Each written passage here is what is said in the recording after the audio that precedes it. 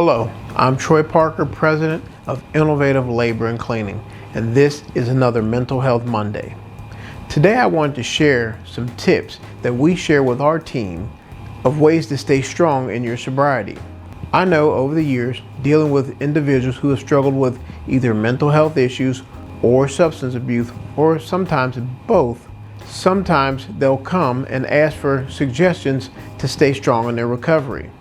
I myself, and many times I've shared with people, I believe that most people have some behavior or substance that they are addicted to.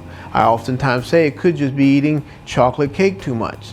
So these tips can help really pretty much everyone. The first tip is taking a moment. Many times when a trigger happens or some event that may cause you to either think about using or think about going to that behavior that you go to anytime you get stressed out, taking a moment to take a deep breath and calm down many times help. I remember as a young kid, my mother used to always tell me I would be doing something I wasn't supposed to, and she's like, all right, I'm gonna start counting to 10. And she'd start 1, 2, well, I didn't let her get to 3 or 4. I'd quit doing whatever it was I was doing because I didn't want to get a whipping. But even then, my mom was practicing a technique that I don't even know she knew she was doing. She was basically trying to calm herself down. What I have learned is that by counting and taking breaths as you count, the slower you breathe, the calmer you'll become. If you've ever noticed when you get upset, you breathe very short breaths rapidly. But if you make yourself calm down and take long, drawn out inhales and exhales, you'll notice yourself calm down. What actually happens when you start taking long, deep breaths is that you are engaging different parts of your brain. When you're breathing quick and short breaths, you cannot reach the rational part of your mind.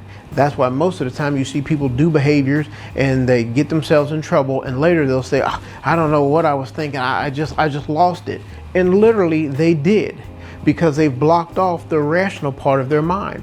But if you take a few moments, calm down, you will find if you take the time to take maybe 5 or 6 long, deep breaths, you will calm down. You will engage the rational part of your brain, and you will handle the situation much differently. Another technique is also staying busy. Many times you'll have a lot of spare time because in the past you might have been running around either trying to use or healing or recovering from using. Now you have this time after work, or when you're not doing, maybe if you were in school then, or work in school, but that free time that's now available, many times people don't know what to do.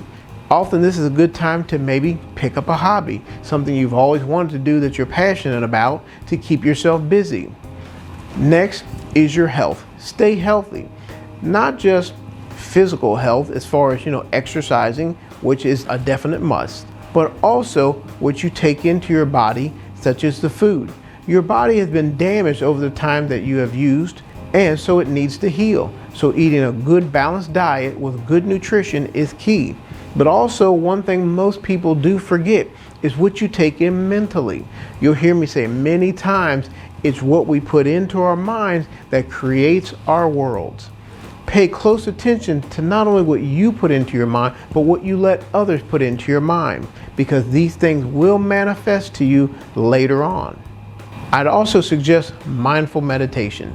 I've included a link that you can click and then learn more about mindful meditation. One thing I had learned in the past, when I have a free moment, I might be standing in the checkout line, instead of getting on my phone and searching Facebook or something, to take deep breaths and slowly breathe in and slowly breathe out and focus my attention on my breath. This pulls us inside and away from all the outside distractions. I would do this in times not only when I was upset, but even when there was nothing going on. I just had a spare moment. I might be, on a phone call, and I could be talking, but I could still also focus on my breathing. Now, over time I have found that then when some event happens, I will immediately go to this technique because it pulls my attention inside, away from outside distractions, and helps me to stay calm. It also gives me a nice peaceful feeling all throughout my day.